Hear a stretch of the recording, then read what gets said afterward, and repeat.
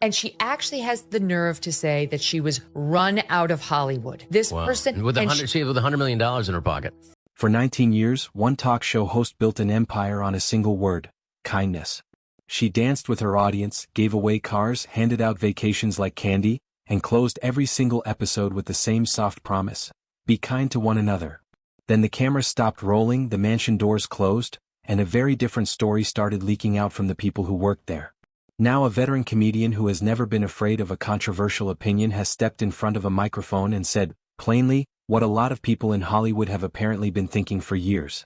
This is the story of Ellen DeGeneres, the workplace scandal that ended her show, and why Rob Schneider says her comeback still hasn't earned the forgiveness she's asking for. Let's start with the show itself, because you can't understand the fall without understanding just how big the rise really was. The Ellen DeGeneres Show premiered in 2003 and quickly became one of the most successful syndicated programs on American television. It ran for 19 seasons, collected dozens of Daytime Emmy Awards, and turned its host into one of the most recognizable faces in the country. The formula was simple and effective: dancing at the top of every episode, viral games with celebrity guests, and a steady stream of giveaways that made regular viewers feel like they might be the next ones to win a car or a trip.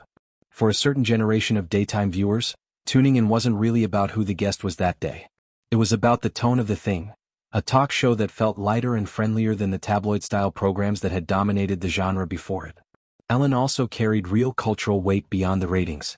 Back in 1997, she came out publicly on her sitcom Ellen, a genuinely risky move at the time that made her one of the most visible openly gay figures in American entertainment, years before that kind of visibility was common on network television. That decision reportedly came with real professional cost in the years right after it. Her sitcom was canceled not long afterward, and by her own account it took years to fully rebuild her career. So when the talk show launched in 2003 and became a hit, it read to a lot of people as a genuine comeback story, not just a new show finding an audience.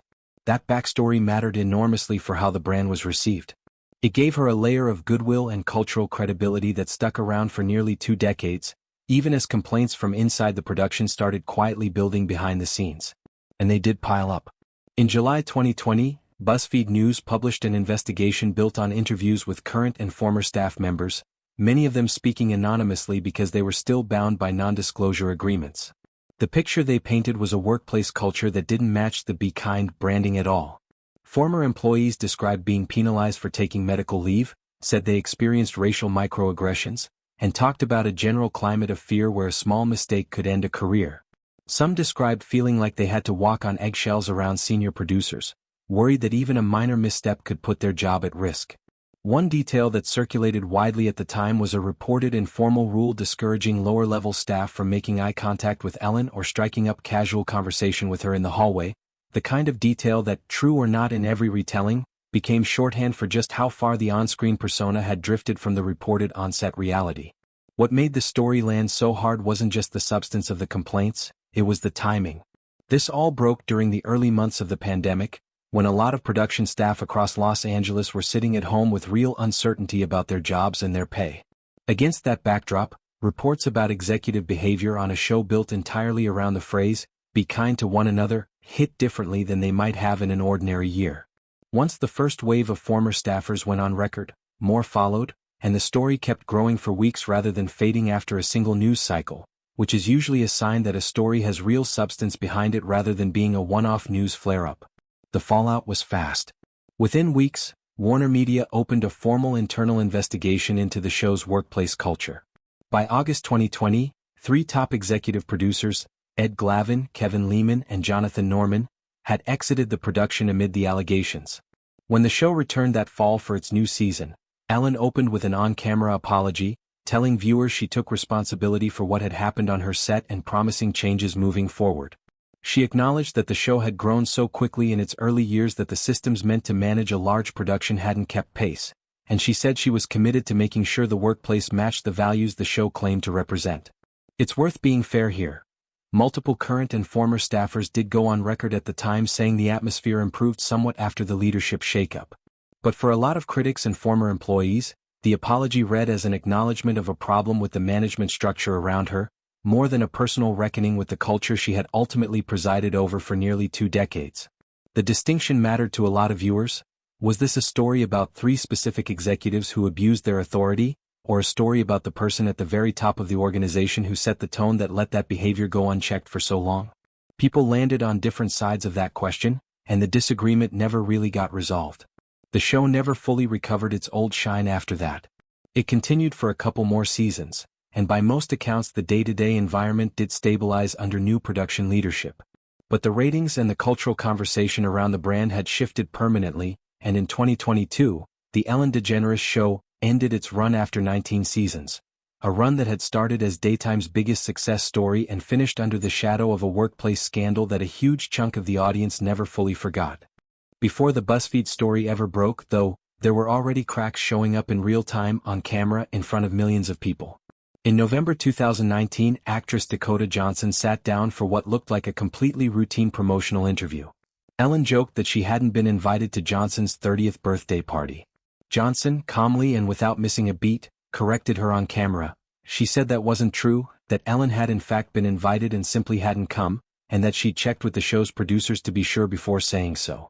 It was a small moment, delivered without any real hostility, but it went viral almost instantly, because it was one of the first times a guest had pushed back on Ellen's version of events live on her own show, in front of her own audience. That clip sent people digging back through the archive, and they found more moments that suddenly read differently in hindsight. There was the well-known 2008 interview where Ellen handed a visibly reluctant Mariah Carey a glass of champagne on air, pressing her, while pregnancy rumors were swirling that Carey hadn't confirmed, to essentially toast to news she hadn't agreed to share. Carey later said publicly that the moment made her deeply uncomfortable, and it has remained one of the more uncomfortable pieces of footage associated with the show's history. Clips resurfaced of Ellen poking fun at Sofia Vergara's accent, and of an interview where Taylor Swift repeatedly tried to steer the conversation away from questions about her dating life while Ellen kept pressing. None of these moments on their own were the story. Together, rewatched after the 2020 investigation, they started to look like a pattern. A host who was comfortable putting guests on the spot for a big reaction, in a format where pushing back risked making the guest look difficult on camera.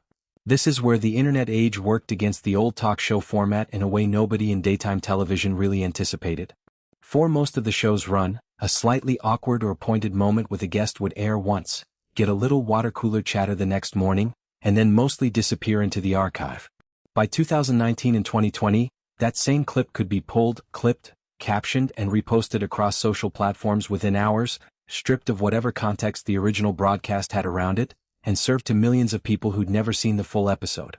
That shift in how people consumed old footage is a big part of why a show that had been running successfully for over 15 years suddenly found its history being relitigated in real time. Publicists representing other celebrities reportedly took notice too, growing more cautious about booking their clients on the show during that stretch, wary that a routine promotional stop could turn into exactly the kind of viral moment nobody wanted attached to their name. By the time Ellen decided to address all of this directly, in her own words, she chose to do it in the format she knows best, a comedy special. For Your Approval, premiered on Netflix in September 2024, marketed as her farewell statement after stepping away from her talk show and, by her own account, from show business altogether. In the special, she leaned into the idea that she'd effectively been branded the most hated person in America, joking about headlines that used that exact phrase and describing what it felt like to watch her public image flip almost overnight. She was clear in the special that she wasn't there to apologize again. She'd made her apology in 2020, and this time she wanted to talk about what the last few years had actually felt like from her side of it. That framing is exactly what set off Megyn Kelly and Rob Schneider. On The Megyn Kelly Show, the two of them went after the kicked out of show business narrative directly. Kelly's argument was blunt. You don't get to claim you were run out of Hollywood while you're simultaneously headlining a major Netflix special that reportedly paid somewhere in the neighborhood of $20 million. Her point was that being uninvited from your own industry doesn't usually come with a global streaming platform and a paycheck like that. Being genuinely canceled looks a lot more like silence than a marquee comedy special. Schneider, a longtime stand-up and former Saturday Night Live cast member who has never been shy about wading into Hollywood's politics, backed her up with his own dry commentary, needling the idea that a string of A-list women in entertainment were somehow the ones struggling in this industry. Between the two of them, the segment framed Ellen's comeback less as a redemption story and more as proof that very little had actually cost her. No real industry exile, no real financial consequence, just a rebrand. Underneath the jokes, Schneider's actual critique is worth taking seriously on its own terms, separate from the politics of who was saying it. His argument, in essence, was about proportion and accountability. If you're a comedian, he said in various interviews over the years, the job is to punch up, at power, at absurdity, at yourself, not to punch down at people who don't have the standing to punch back. Applied to this situation, his point was that the actual harm described in the 2020 reporting wasn't really about Ellen's on-air jokes with celebrity guests at all. It was about production assistants, interns, and crew members who allegedly dealt with a genuinely stressful, sometimes punitive environment, with far less power to speak up than a movie star sitting across from her on a couch. In his view, a real reckoning would center those people specifically, rather than the host's own feelings about how the last few years affected her personally and her career. That's the tension that a lot of critics picked up on after For Your Approval came out. It wasn't that people expected Ellen to spend an entire comedy special in sackcloth and ashes. Nobody watches a Netflix special to hear a corporate apology memo read out loud, and stand-up as a format basically requires a certain amount of self-focus by design. But some former staffers and industry commentators pointed out that the special spent much more time on Ellen's own experience of public backlash, the loneliness of the most hated person in America headlines, life since the show ended, adjusting to a much quieter existence, than it did engaging with the specific allegations that started the whole thing. For an audience that had read the original BuzzFeed reporting, that gap between here's what it was like for me, and here's what it was apparently like for my staff, was the part that didn't sit right. Reviews of the special were mixed for exactly this reason. Some critics gave her credit for being funny and self-aware, for leaning into the discomfort of the last few years rather than pretending it hadn't happened, and for at least acknowledging on stage that she knew exactly how the public perceived her now. Other reviewers felt the special never quite closed the loop, that it treated the entire saga primarily as a personal image crisis to be processed and joked about, rather than as a workplace story with real people who described real harm. That split in the reviews is really a smaller version of the same split that shaped the whole controversy from the start. Is this fundamentally a story about a difficult boss who got a rough news cycle, or a story about a protected industry figure who was allowed to avoid deeper accountability because of how valuable she was to the people around her? There's also a broader argument buried in what Schneider and Kelly were saying, and it's one worth pulling out on its own: the idea that certain entertainers become what industry veterans sometimes call protected. When a show generates the kind of ratings, syndication money, and awards attention that Ellen's did for nearly 2 decades, there's a real, well-documented pattern across the entertainment business of studios and networks being slower to act on internal complaints, because the financial incentive to protect a hit is enormous. Ellen's cultural standing as an LGBTQ+ trailblazer, dating back to her decision to come out publicly in 1997, added another layer of protection. Critics who wanted to raise concerns about set conditions risked being seen as attacking someone with real historic significance, which made those conversations harder to have in public for a long time. None of that erases the specific 2020 allegations or excuses them. It just helps explain why it took a pandemic-era production shakeup and a wave of anonymous former staffers finally willing to break their NDAs before the story became too big for the industry to quietly manage. As for where things stand now, Ellen's life looks almost nothing like it did during her talk show years. After the Netflix special, she said publicly that she was done. Done with Hollywood, done with the spotlight she'd occupied for nearly 2 decades. In November 2024, she and her wife of many years, actress Portia de Rossi, relocated from their home in Montecito, California to the Cotswolds in England, a rural region known for drawing celebrities who want privacy. Ellen has said the timing was tied both to stepping away from the industry and to the shift in the American political climate following the 2024 election. Since the move, the couple has changed homes within the area more than once. They initially settled into a farmhouse they'd purchased that spring for somewhere around $20 million, later renovated and listed it for roughly $30 million, and moved to another property nearby, reportedly in part so Portia could have proper space for her horses. Local reporting from people near their village describes them as low-key, polite regulars who mostly get left alone. Regulars at a local pub, according to one report, who ask for a quiet corner table and otherwise just blend into small-town life.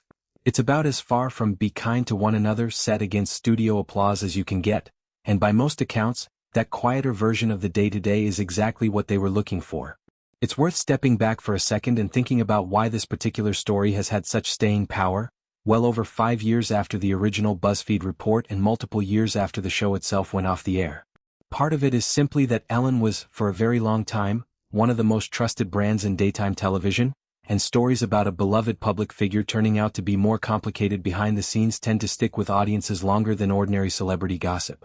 Part of it is the specific irony of the "Be Kind" slogan itself, which made the contrast between the brand and the reported behavior land harder than it might have for a show without that built-in catchphrase.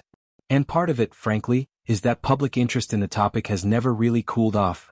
Ellen's every move since leaving the spotlight, from home renovations to horseback riding videos on Instagram, still generates coverage, which keeps the older workplace story circulating in the background of every new headline about her life in England. So where does that leave the actual question at the center of all this? Was Ellen a uniquely bad actor in an industry that otherwise runs clean? Or was she one especially visible example of a system that protects its biggest earners right up until the moment it can't anymore? The honest answer is probably somewhere in the uncomfortable middle. The 2020 allegations were specific, they were investigated, and they resulted in real consequences for the executives most directly named. Ellen did apologize, publicly and on camera, and by multiple accounts the environment did change after the leadership shakeup. At the same time, the criticism that her 2024 comeback centered her own hurt feelings more than the people who were actually named in the original complaints is a fair one, and it's the exact gap Rob Schneider zeroed in on when he said her framing didn't add up to real accountability. What do you think? Was this a genuine reckoning that just didn't go far enough, or was it always going to end with the host landing softly no matter what came out? Drop your take in the comments, and if you want more breakdowns like this one, stick around for the next video.